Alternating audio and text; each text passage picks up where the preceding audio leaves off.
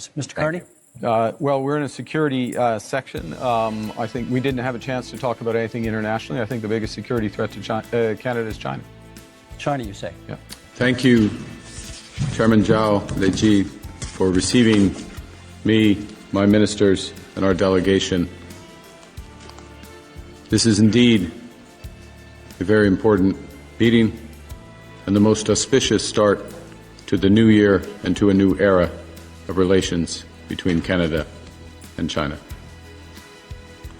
We're heartened by the leadership of President Xi Jinping and the speed with which our relationship has progressed in recent months.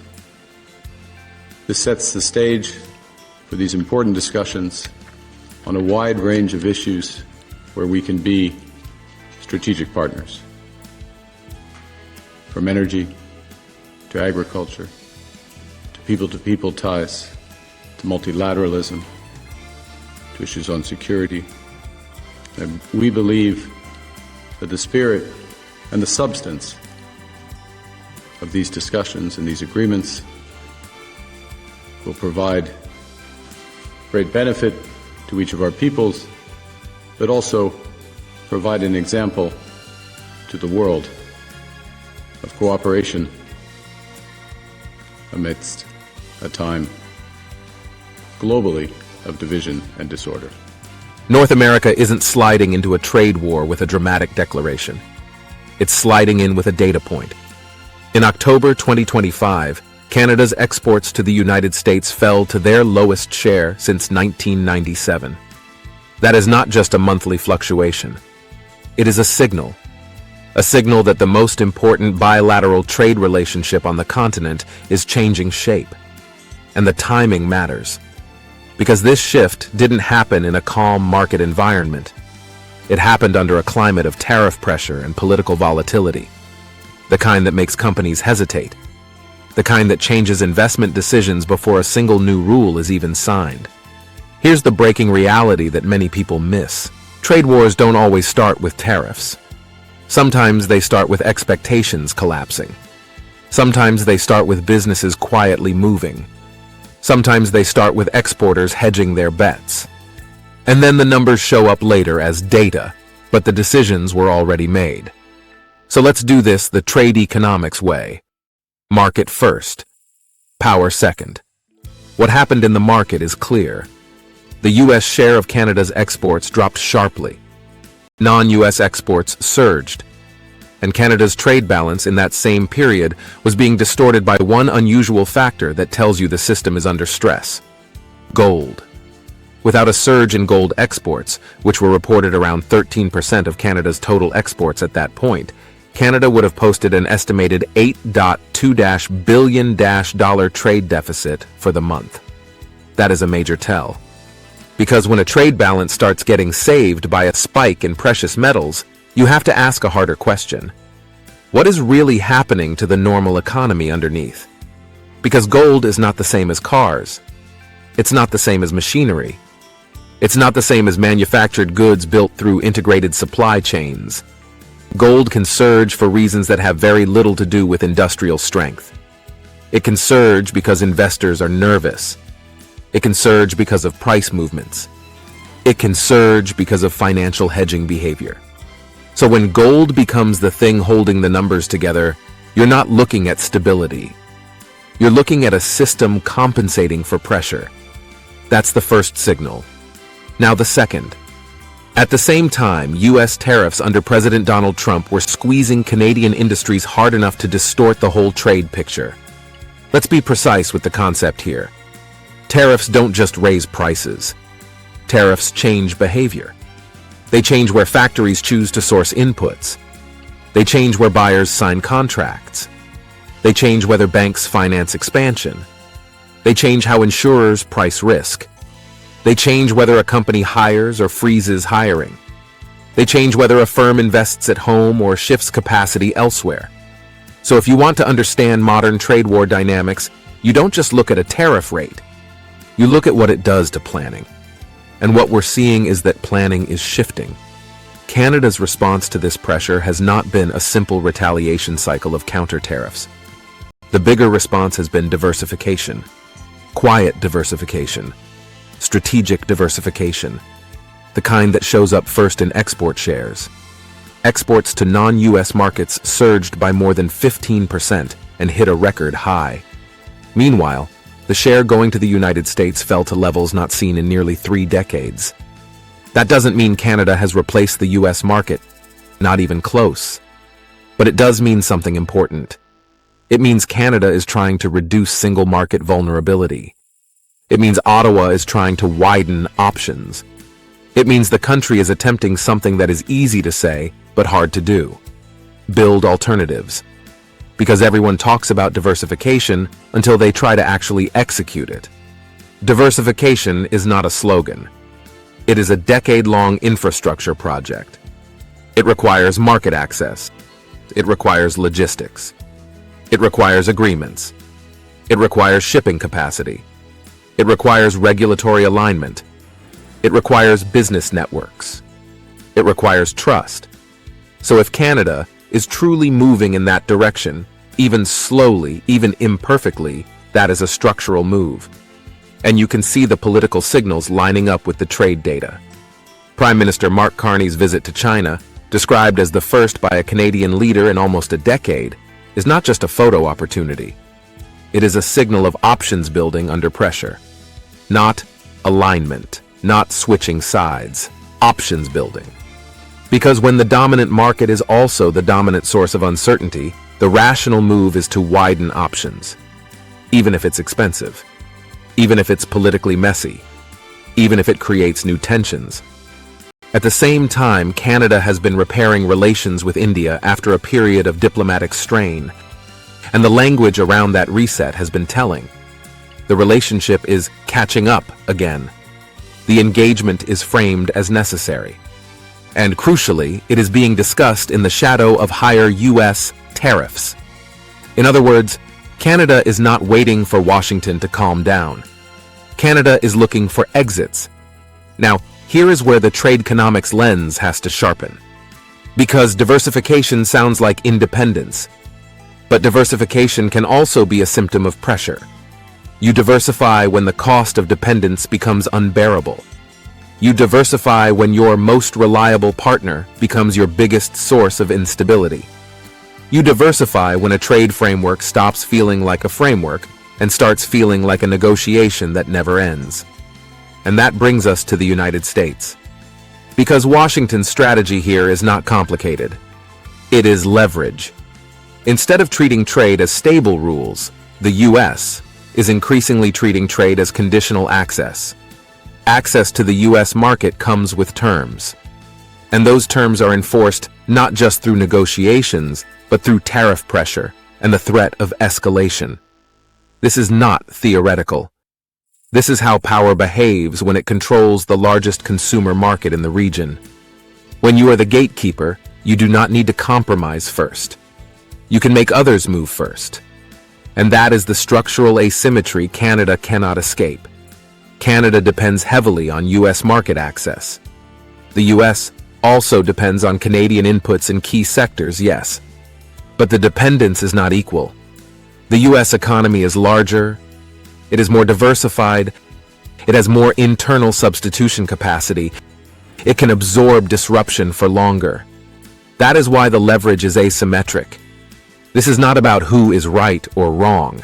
It is not about who is fair or unfair. It is about who can credibly threaten pain, and who is forced to negotiate just to keep what they already had. So what we are watching is not a clean decoupling. This is not a dramatic divorce. It is something more modern, a slow-motion recalibration, a measured shift. Canada gradually shifting some weight outward toward other markets. The U.S. tightening its grip inward through conditional access.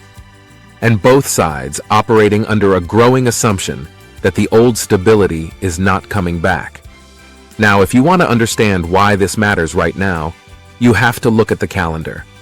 Because all of this is unfolding as the United States, Canada, and Mexico approach the 2026 USMCA review. This is not just another meeting.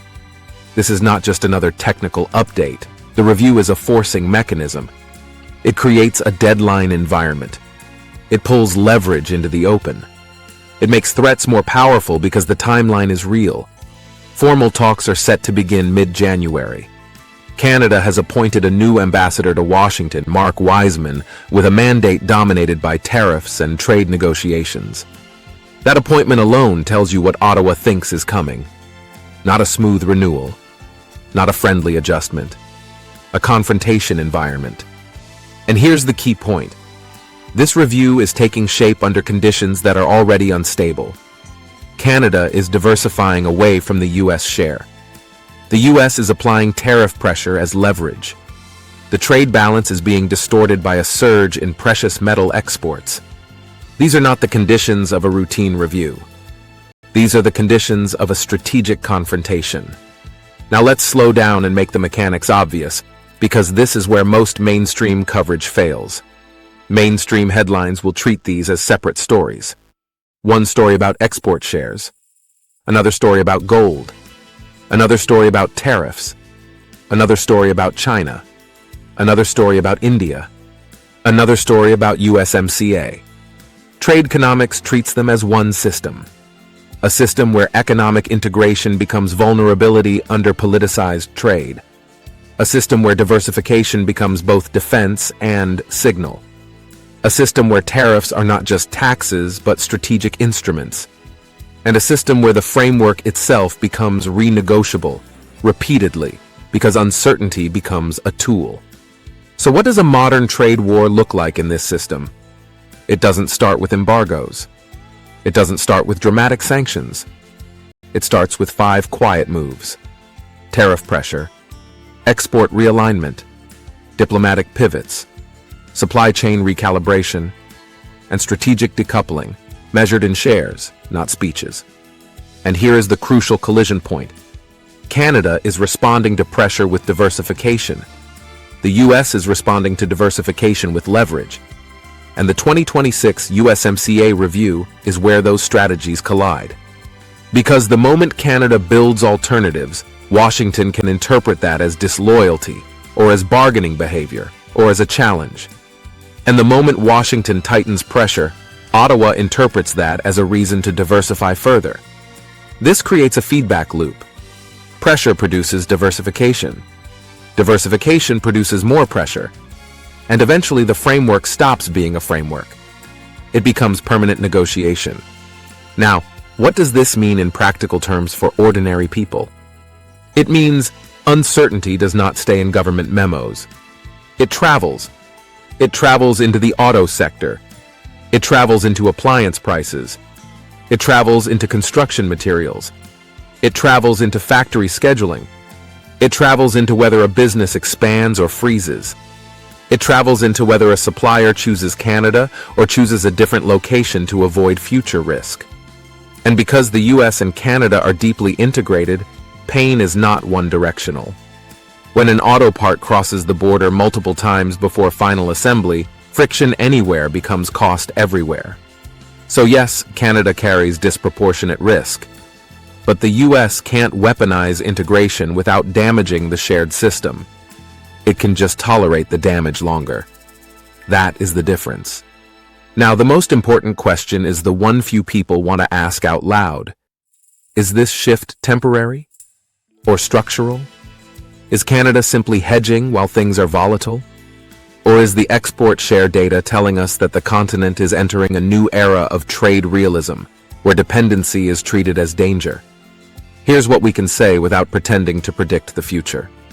If Canada succeeds in doubling non-U.S. exports over the next 10 years, as has been stated as a goal, that would be a major structural reorientation.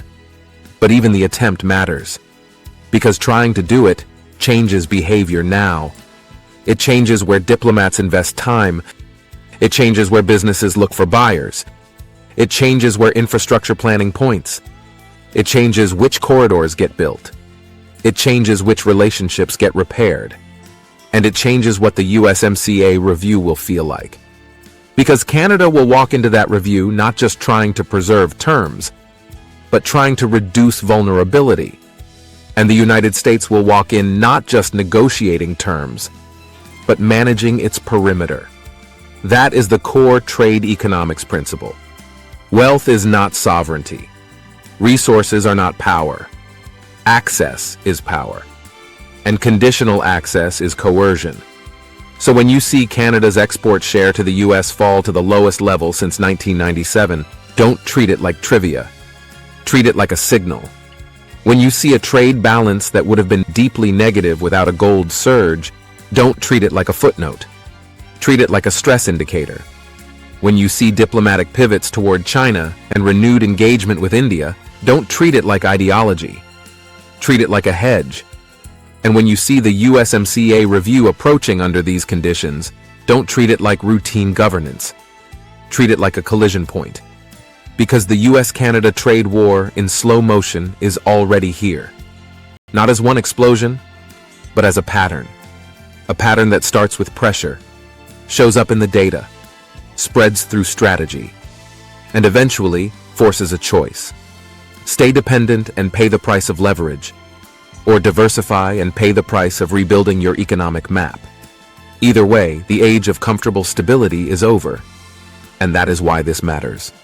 Now I want your take. Is Canada's export shift the early sign of a real reorientation? Or is it simply a temporary hedge against a volatile Washington? And what do you think happens when this export realignment collides with the 2026 USMCA review? Drop your thoughts in the comments. If you want market-first reporting with the power mechanics exposed, subscribe to TradEconomics and turn on notifications. And share this with one person who still thinks trade wars start with declarations. Because sometimes they start with a data point.